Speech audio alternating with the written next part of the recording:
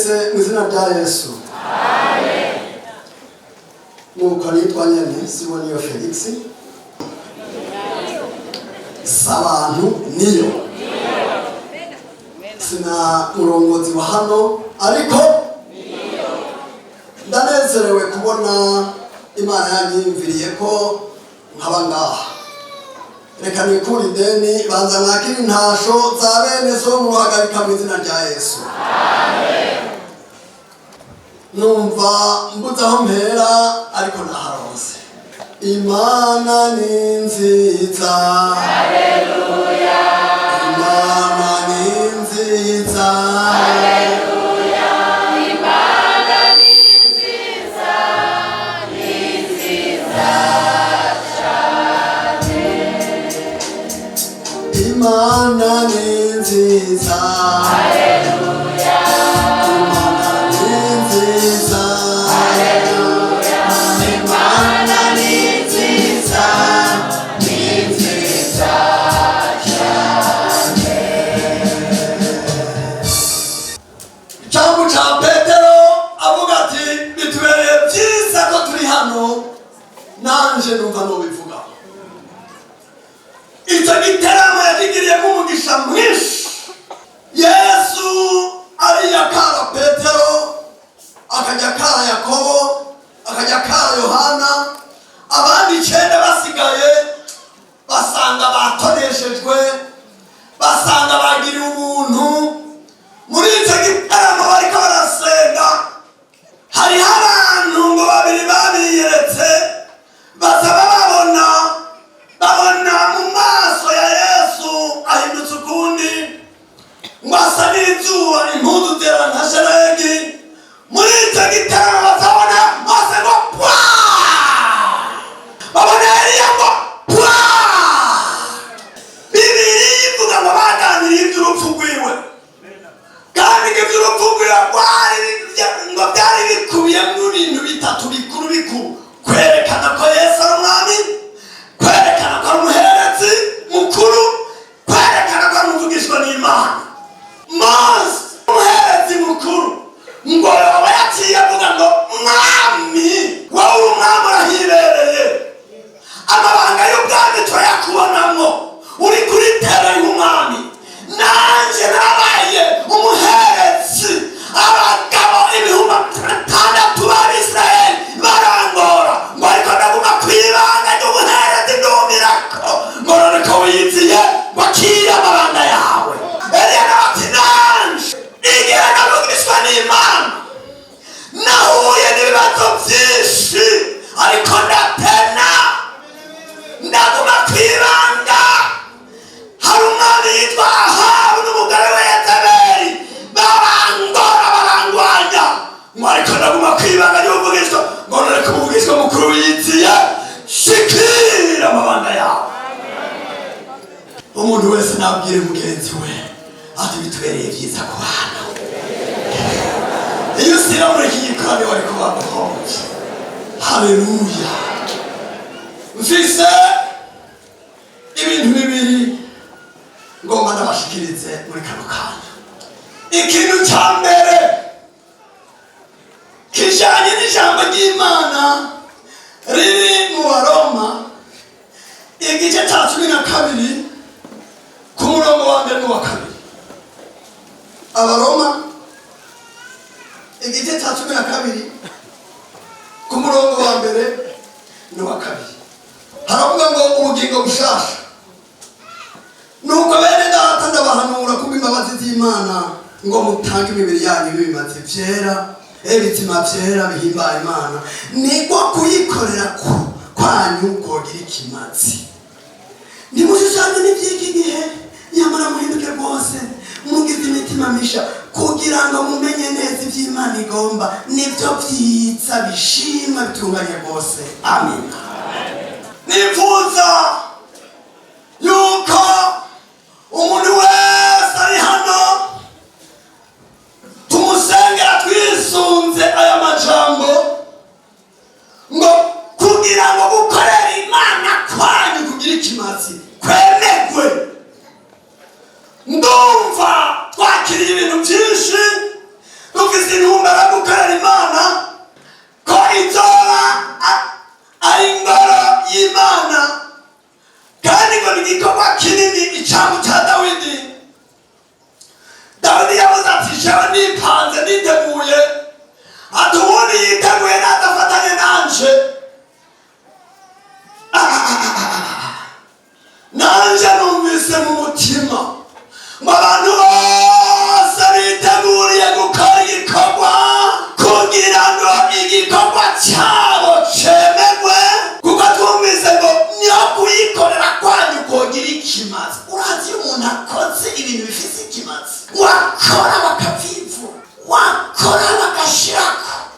ikintu cyiza cyane. Abiteguye gukora mwese sinifuza ko ibikorwa byanyu byo bipfa gusa, nifuza ko ibikorwa byanyu byogira ikimazi n'Imana ikavuga ati koko aba bantu barankoreye. Mwumva bifurije neza kugira ngo igikorwa cyanyu kuyikorera kwanyu kugira ikimazi. Sinzi akandi kantu nasomye mu gifaransa ngo havuga ngo pour que votre culte soit raisonnable, kugira ngo amakoraniro yanyu yemerwe agira agaciro, kugira ngo gukorana kwanyu kwemerwe. Hariho amakoraniro atacavamo, amakoraniro yemewe. Ni naho nuko gukorana agukorera Imana, kandi iyo dukoranye turakorera Imana. Pour que votre culte soit raisonnable, kugira ngo ukuza kwanyu uwepo wenu, kugira ngo ibada yenu iwe ya maana, iwe ya maana. Nukuvuga ngo kugira ngo gukorana kwanyu mu gihugu mvukanise Imana ivivure. Umva ibintu bine bikenewe kugira ngo gukorera Imana kwanyu kwemewe, kugira ngo gukorana kwanyu kugira ikimazi. Amakoraniro arimo ikimazi n'amakoraniro Imana ibirimo. Niyo makoraniro tubonamo ibitangaza, niyo makoraniro twumvamo Imana iri kiraganira abantu, niyo makoraniro twumvamo ubushobozi bw'Imana. Hari igihe abantu bakorana akayaga k'Imana kakaza, umugisha w'Imana ukaza, agaparufe k'Imana, imbumuro y'Imana ikagaragara. Aho rero tumenya ko Imana irimo. Haleluya. Kugira ngo amakoraniro yanyu agire ikimazi, cyangwa kugira ngo gukorera Imana kwanyu kwemerwe. Ibintu bine: mutange imibiri yanyu ibi bimaze bizima bihimbara Imana. Cya kabiri, aho sinirima ndavuga ibintu byinshi ngo mvuge ingene batanga ibimazi kugira ngo kibe ikimazi kizima cyera gihimbara Imana. Byaca mu maprosedire menshi. Ikimazi bagicisha muri Sorowamu kugira ngo inyondwe zivemo ubucafu, igifise agasema nticemewe, kandi bakibaze umuherezi yaguma baravuga ko Imana icakira. Imana yatakira kimaze kuba ikimazi kizima. Umurazi agira uko ashaka. Nimushushanywe n'ivy'iki gihe. Ivy'iki gihe birimo ama-infection menshi, birimo amabakiteri menshi, birimo ubumara bwononye isi. Nimushushanywe n'ivy'iki gihe. Yamara muhinduke rwose, apana guhinduka bukebuke. Kugira ngo gukorera Imana kwanyu kwemerwe. Yemwe bariko bakorera Imana, yemwe bipanze gukorera Imana, kugira ngo niwapfukama Imana ivuga ati ndiyo. Sikia, mutange imibiri yanyu. Nimushushanywe n'ivy'iki gihe. Nimuhagarare mu mwanya batera hagazemo. Mwahera muri bo ngo yagira umuniho, ababazwe n'ingeso mbi z'abatizera. We ibaragera n'igera, kirabura n'ikirabura, ubupagani n'ubukristo ntibusa. No, yamara muhinduke rwose. Dufite abantu batahuye n'ubutumwa bwiza.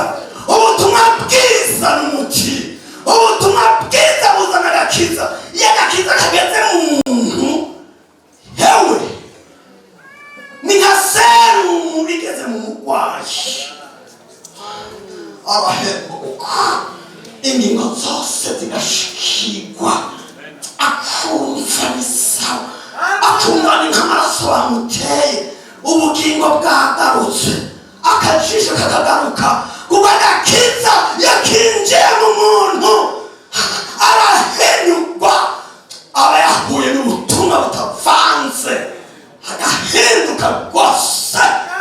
Aho wamubonye ukamubura, akabicara imigisha.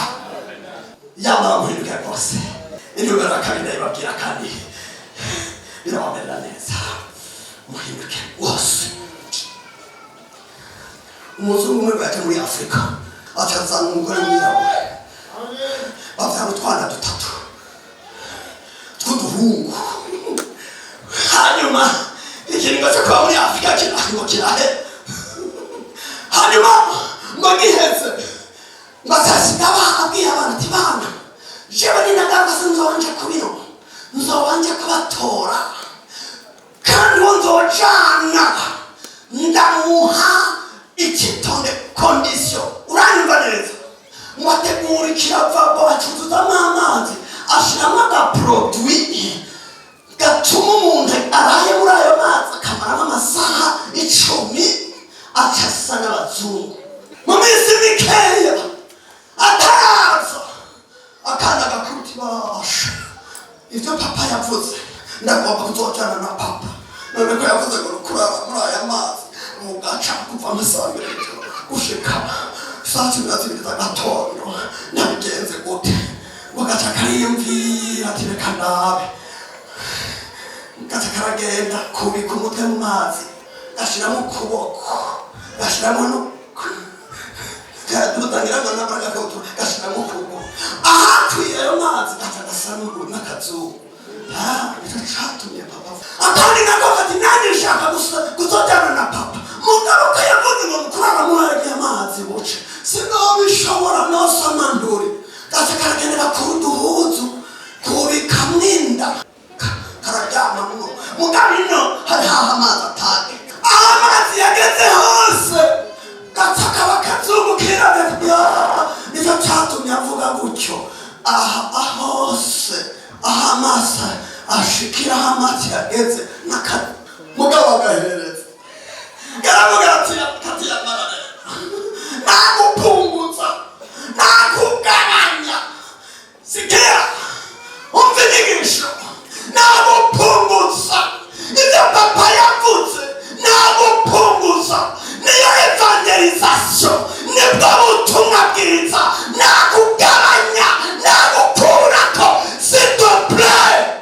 Kabwira mama ati mama uyu munsi cerewe ndara muri hariya mazi buce wamara waruka abandi bagize oyinyanda y'ubundi rapfuna ndabwira gaca gakora ubuhuzu karafata ingingo karara karivumba gata muri amazi saa 2 abandi basinzira atansiyo y'agasinzira kari guca gasamanuriye karara abandi barahirira wamani y'ukirego niko ijambo papa yavuze niko ijambo papa yavuze yamara muhinduka rwose yamara muhinduka rwose isi irakeneye abantu bahindutse rwose.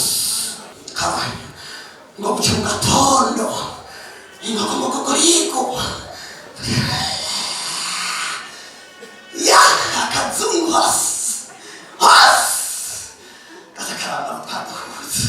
Mu minsi mikeya indege iraterisa ataragenda ngo bamubone bamurasa wanyu akambera ati papa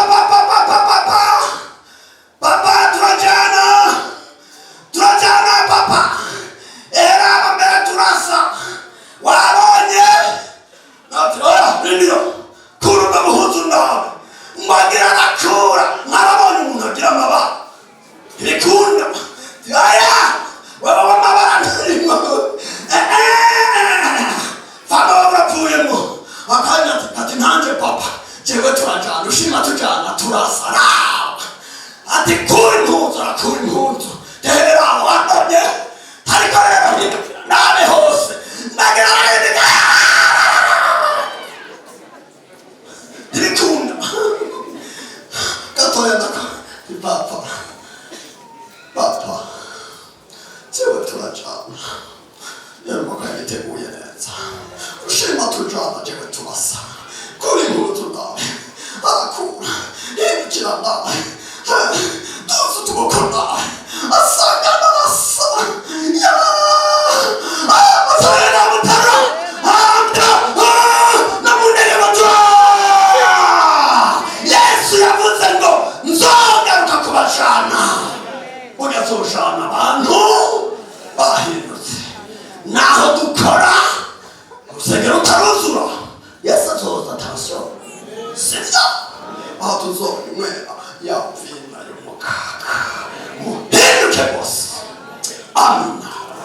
mugize imitima misha kugira ngo gukorera Imana kwacu kwemerwe. Haleluya. Nifuza ko tuza gufata umwanya dusaba umukozi w'Imana wa mbere asenga abantu bose bakorera Imana babifuza kuyikorera, kugira ngo gukorera Imana kwabo kugira ikimazi no mu ijuru bavivure. Haleluya. Abo turabasengera. Umugwi wa kabiri dusengera, tubasengera twishimikije ijambo ry'Imana.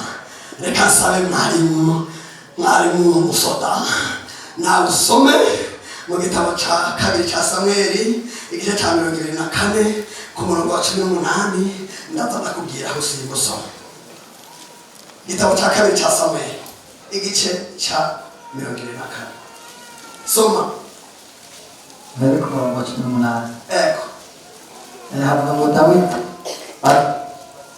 uwo munsi nyene Gadi aja kuri Dawidi aramubarira ati tuga wubakire Uhoraho igicaniro ku mbuga ya Arawuna umuyebuzi. Nuko Dawidi yumvise irya Gadi araduga nk'uko Uhoraho yavuze. Ku murongo wa 20. Maze Arawuna agize ngo araraba abona umwami n'abantu bazi yari. Arawuna arenga irembo akubita inkuru hasi imbere y'umwami aramwunamira. Arawuna aramubaza ati mwami wanje nyir'ingoma, uzanywe n'iki iwanje jewe umusavyi wawe? Dawidi aramwishura ati nzanywe no kugura iyo mbuga yawe ngo nubakire Uhoraho igicaniro kugira ngo ikiza kive mu bantu. Arawuna yishura Dawidi ati mwami wanje nyir'ingoma, twara ivyo ugomba vyose ubitange. Inka ngizo z'ikibazi co kosa, n'ibisekuzo zikoresha n'ingogo zazo mubigire umwe. Ivyo vyose jewe Arawuna ndabiguhaye mugenzi. Arawuna arongera abarira umwami ati Uhoraho Imana yawe ikwakirire. Ariko umwami yishura Arawuna ati namba turabigura nguhe ikiguzi cyabyo, sinokomusereza Uhoraho Imana yanje ibimazi ataco binkereheje. Nuko Dawidi agura iyo mbuga n'inka atanga amashekeri y'ifeza 50. Amen. Amen. Heza. Maze Dawidi ahubakira Uhoraho igicaniro, ahosereza ibimazi, atanga n'ibimazi by'ishimwe. Nuko Uhoraho abona guhangaza icyo gihugu, ikiza kirabogozwa mu Bisirayeli. Amen. Haleluya. Muri aya majambo nayo mbonamwo ingene Imana igomba ikora umuti. Imana igomba ikore umuti. Abavyizera mwese muvuge amen. Kandi yamaze kuwutegura. Nta muntu n'umwe adakenera umuti. Hari umuti w'indwara, hakaba n'umuti w'ibibazo. Hari igihe umuntu avuga ngo ndafise ikibazo, tureka tugitorere umuti. Haleluya. Imana igomba ikora umuti. Ni inkuru zivuga nk'abantu nka 5 munyumvirize, kuko ari akanya gatoya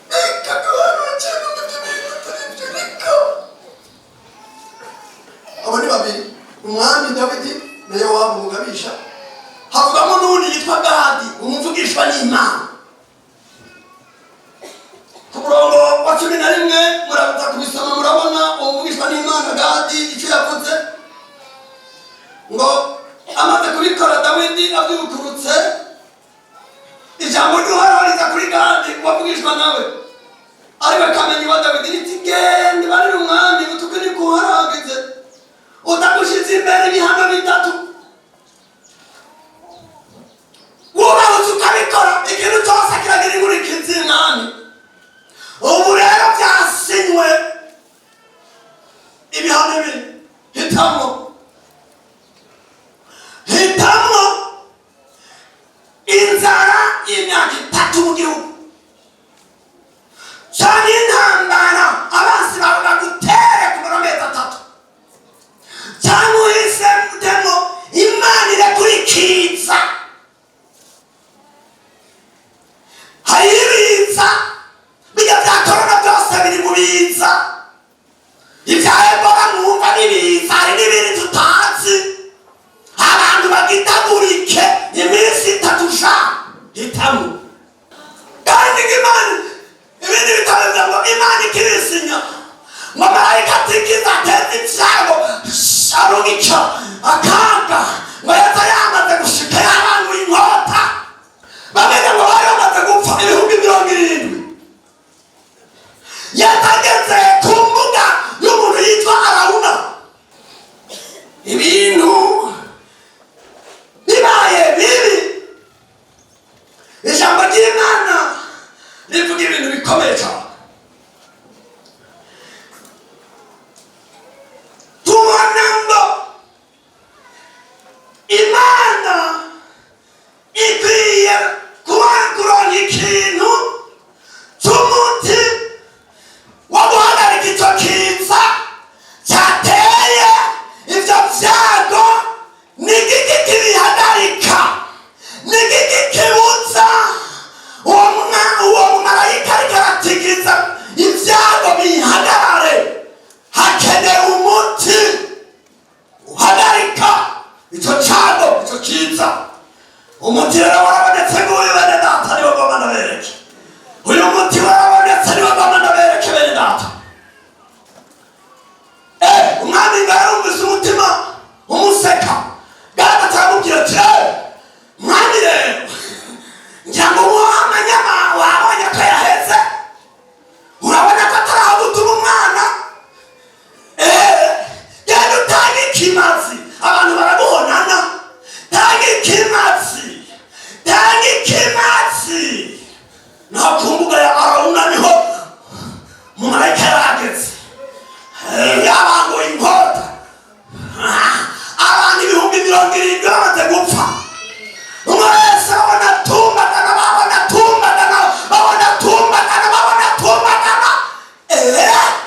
Imana yabigenjeje gute Arawuna amaze mubona umwami ariko araza ati none ga mwami uzanywe n'iki ati jewe nje gutanga ikimazi aho nyene ndagitangira ku mbuga iwawe ariko simba kugitanga iyo mbuga yawe ntayiguze ngomba ikiza gihagarare iyo mbuga yawe ndayigura reka ndayigure nyakubahwa Arawuna nawe atekada nurinda kungurira sindi umukene imbuga ndayiguhaye ngiyo ninka utagisha ibimazi ngizo ningwe ngizo nishikama ndaguha ibyo ushaka byose ndaguha umwami ati no jewe sinshobora gutanga ikimazi ataco kingereje umuti nyamuti n'ikimazi ikeheje haleluya yemwe mwese mutanze n'abagize ibyo bagomba gutanga aho hantu havuye ikintu hajya nyene niho hari umuti wo guhagarika ibyago sema amena muri iyi minsi abantu barakene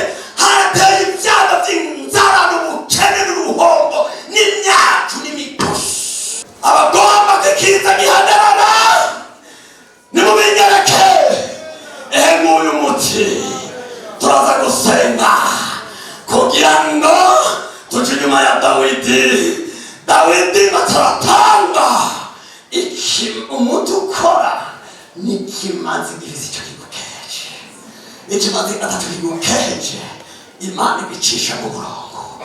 Benshi bahora batanga ko bafite byinshi. No, reka tubane dusengera abantu bo muri cya gice cya mbere bagomba gutanga imibiri yabo ngo bimate imitima bihimbara Imana. Batagomba gusa n'isi, bagomba guhinduka rwose, bagomba kugira imitima misha. Turagomba kubasengera kugira ngo gukorera Imana kwabo, kugira ngo gusenga Imana kwabo, Imana ivivure. Imana igomba kuvivura, Imana igomba kuvivura mu makoraniro meza n'amakoraniro Imana ikoreramo. Haleluya! Ndabizi umuntu twiga ishuri rya Bibiliya y'umupira n'umutama yitwa John Wigoma yarutse kumbwira ikintu ndaryoherwa. Umusore umwe inga yari umuntu afise impano yo guhimba, yo gufonda indirimbo za louange et adoration. Hanyuma umunsi umwe mutora ingwara ituma bamuca ururimi. Hari amakoraniro Imana izamo abantu ntibabibone. Hanyuma ngo muri iryo umunsi umwe bagira ikoraniro atagirisha konseri, bari biteguriye kumuca ururimi nko ku munsi wa kabiri, ngo umurongozi baravuga ati tugire igikoraniro dusezereye umuhungu indiri aho mwumvise aririmba naho biteguriye kumuca ururimi. Tugire rero konseri mizikale, tumuhe umwanya turirimbishe. Abantu barababara, abantu bararira, bibutse ingene batazongera kumwumva, n'ingene ahora bubaka, n'ingene ahora bahezagira, barababara. Bamuha umwanya araririmba, uko baririmba basenga. Muri iryo koraniro abantu baranga gutaha, bamuraba ingene muca acibwa ururimi, araririmba. Imba sasa, imba, ingira katika roho, ingira. Nibabimenya kumbe malaika kiza yamaze kuza. Haleluya! Yamaze kuza ntibabimenya. Bararira uwo munsi arabasezera ngo buce kuwa kabiri agenda kwa dogiteri yamuhaye ngo baze bamuca ururimi. Hari amakoraniro abantu bakorana batazi ko marayika bari kumwe. Erega marayika ashobora kuba ari ngaha, kandi ngo marayika w'Uhoraho asagaje impande zose z'abantu. Haleluya! Dr. Atoya, reka mbanze ndabe uburemere bw'indwara aho bugeze. Barapima mu vyuma negatif. C'est pas possible. C'est pas possible.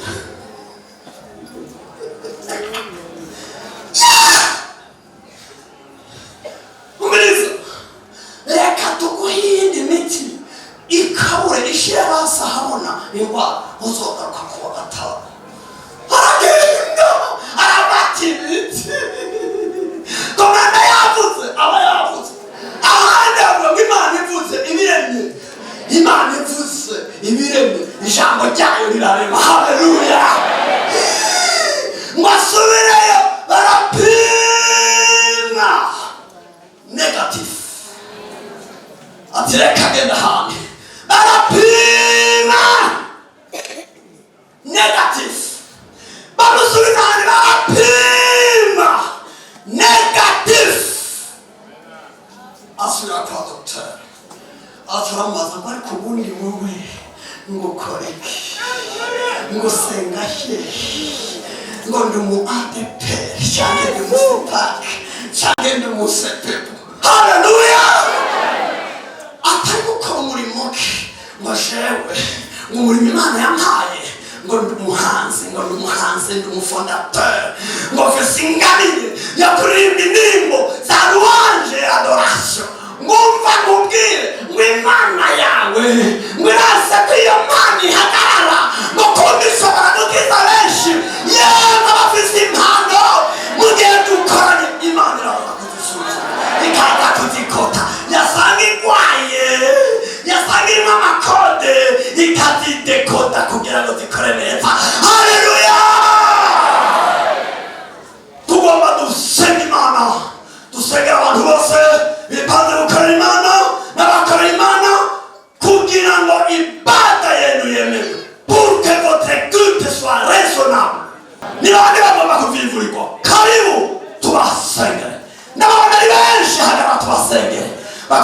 nimuhaguruke dusenge dusengera abantu bagomba kwimanira bivurira tubature ku mugisha nimuhaguruke bagomba kugira ngo ukorere Imana kwacu mwakoreye Imana n'abandi mwipanze gukorera Imana n'ibipfusa dusenge Imana dusenge Imana wowe uhezagira abantu bagahezagirwa wowe utumbereza abantu bagatumberera wowe ukurayo ugashyirayo turasengera aba bantu bagukoreye bagukorera bari imbere yawe nubahezagire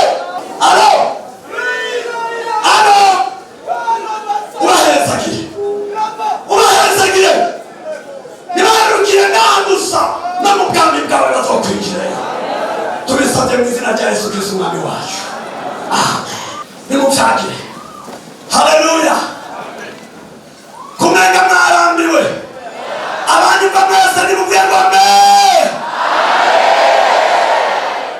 turagomba gusengera abandi Dawidi yaravuze ati jewe nditanze ati ni igikorwa kinini kandi koko sibye turubaka Dawidi aravuga ati namaze kubona ubwiza bwawe namaze kubona ko ari ingoro ihimbaye iteye igomwe n'ubu ndumva abantu bamaze kubona ifoto bamaze kubona urwo rusengero muri meri ya Bujumbura bamaze kubibona haleluya ndabona hari abantu bamaze kwambara rinete bariko bararaba ubwiza bw'iyo ngoro azaravuga ati mbere kubw'urukundo nkunzi iyo ngoro kubw'urukundo nkunzi iyi ngoro uko ndayibona reka ndatanze kandi koko Imana itanguye ikivi ngombwa igisozero cyawe igihe naheruka ngaha aha ntihari bwaboneke nibuka abantu twari kumwe nabahaye akatekerezo aka illustration ndabwira umuntu bateye ibinonko nawe agatera iki numva ko mwisho atara kagatera ibinonko nawe bamutera iki ibinonko intore ikinonko intore ikinonko byari bitore binini ati icyo nashaka burya cyari ico kandi ndemera hariho abantu baronse intore batanze ibinonko nicyo gituma musa neza n'abato muracyasa neza muracambara ubwiza bw'Imana n'abato haleluya kubwi urukundo nkunzi y'ingoro muze pastor ndakuremesheje abantu benshi bamaze kubona isura igihe bariko barivuga naciye mbona nigitangaza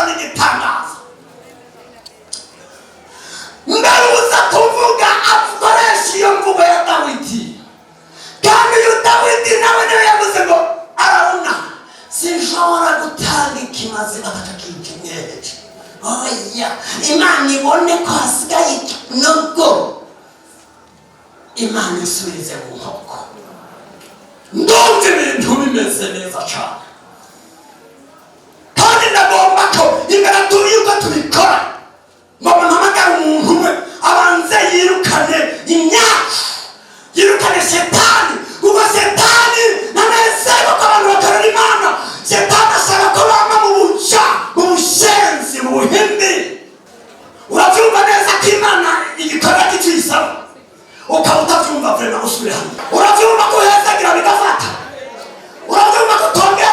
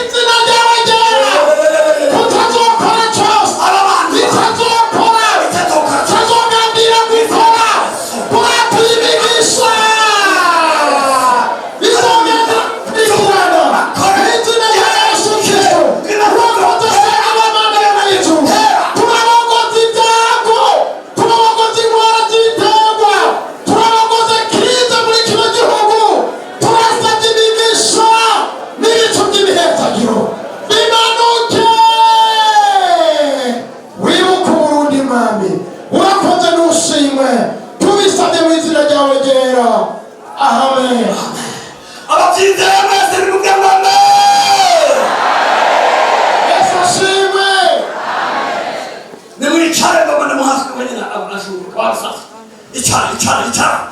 Icara. Uma. Ndashinga intabwe bituvuga atari n'ingari. Abandi banshigikira nibabwira ngo amen. Sirejane. Ni ibintu bizima.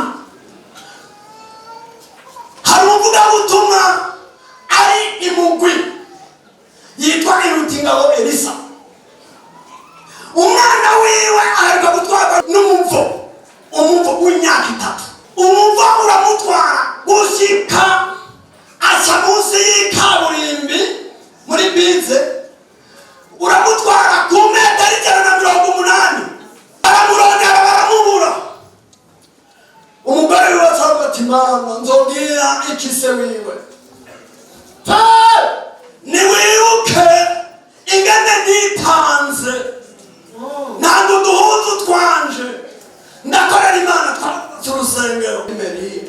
Aravuga ati naritanze basi pfuma wibuke niba waranezerewe basi damana n'abantu kumugerekana ikiziga ciwe basi.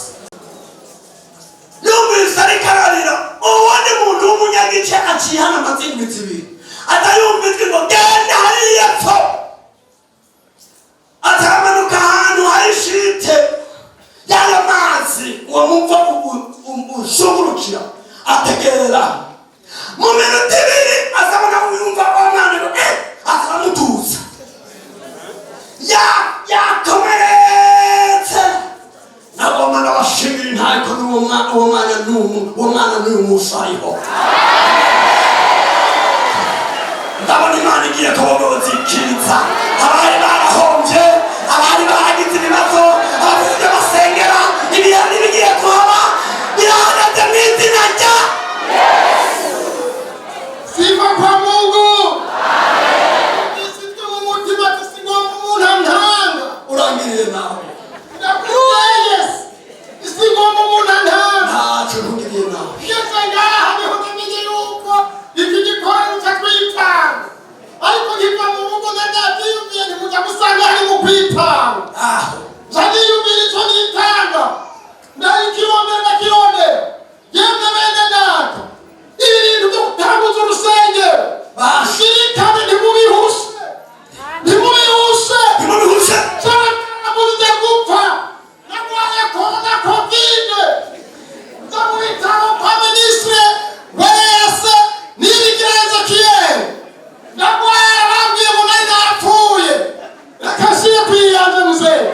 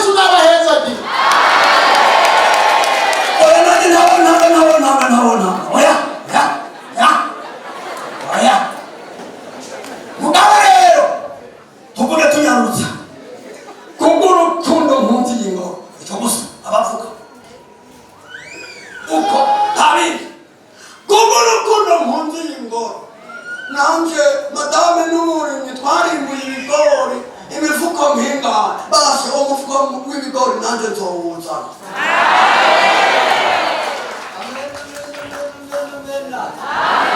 amen amen amen. Kome nanje maze kuronka ubu butumire kukuza narasenze Imana maze gusenga Imana ntabona inzira mugaba Imana kome muri uku kwezi nyene icicaro umukuru w'igihugu aca yiyumvira ku basirikare kome tuca turonka umugisha none rero madamu naciyegeranya mu mugisha twahawe umukuru w'igihugu kome tuwutangutse muri fondasiyo. umuntu atacafise ntacafise apana kwemera ubuki utegeka no